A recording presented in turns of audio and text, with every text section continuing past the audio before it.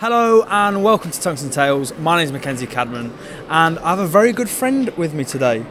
All the way from New Zealand, the Cowboy Mark Mcgrath. Mark, how's your weekend been? It's been good, yeah. I had a 72-hour flight to get here from the very start, so busted fuel line, sort of made it a long old trip. But I got here on the Friday and yeah, I've had an excellent week so far. Got to the stages of the Windmill World Masters, so yeah, I'm happy with that. You qualified on Monday, you played 4 games, then you played one of the seeds, Willem Mandigers. I was there to witness the game, great game. Talk us through what went through your mind during the game.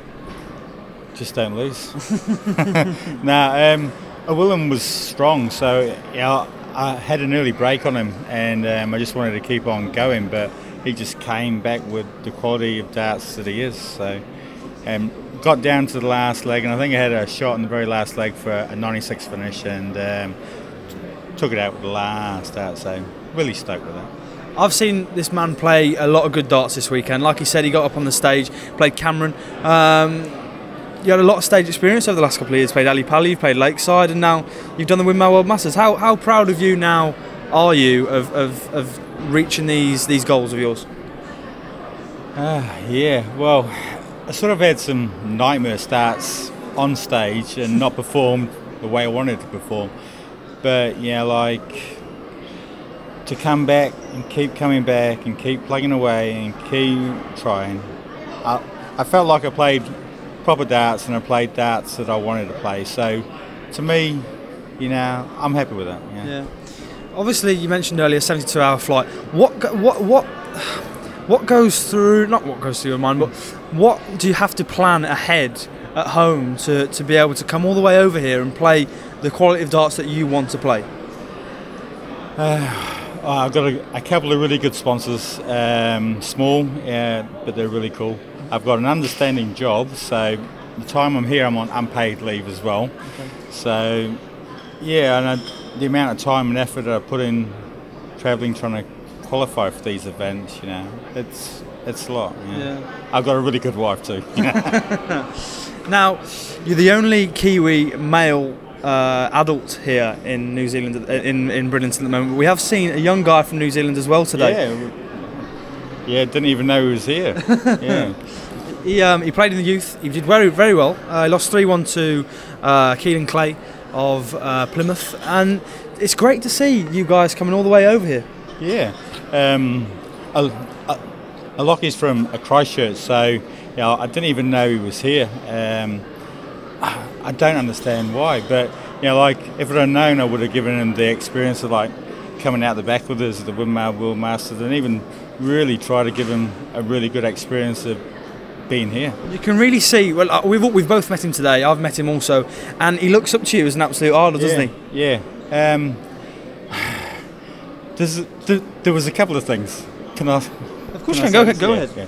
Well, yeah, like he had to pay. Him and his mum were here. They had to pay their own way here. Even had to pay the entry fees in the tournament.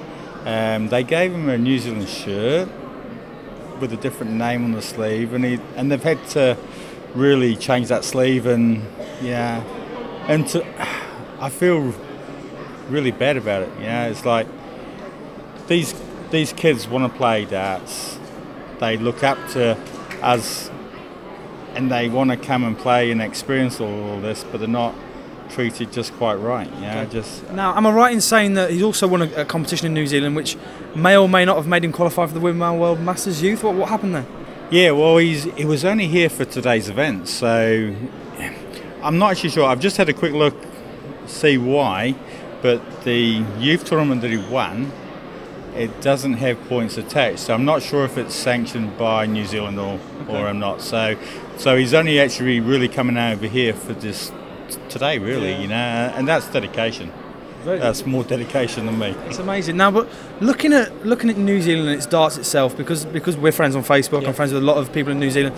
I'm seeing all the time on Facebook the amount of standard of darts being played over there. Yeah. Now, are you trying to lead a path for these guys now to show them that you can come over here, you can play your darts, you can excel, and the world is your oyster, even though you are that far away? Yeah, we have like one of my sponsors, Craig from Darts NZ. He does the Med on Darts tour, and the the tour is about promoting grassroots darts, and wives play, kids play. We've had 8-year-old kids turn out from the far reaches of New Zealand.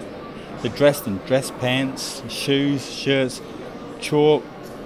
Absolutely brilliant. And there's more and more kids getting on the scene. So for me, I'd like to punch a direction forward for kids to follow, or the sport of darts to grow. And yeah. And finally, just to touch upon today, you've sadly dropped out in the early rounds, but it's not the last we're going to see from you, is it? No. Today was a little bit tight, a little bit tense. I enjoyed my stage experience, and I played well, and the week has had its toll on me. But now I want to be back. When can we next see you? Come on, Mark. I missed out on Lakeside, so I'll be back for the World Darts Trophy. Yeah. Well, you heard it first. Mark Mcgrath, my friend, all the way from New Zealand, the Cowboy.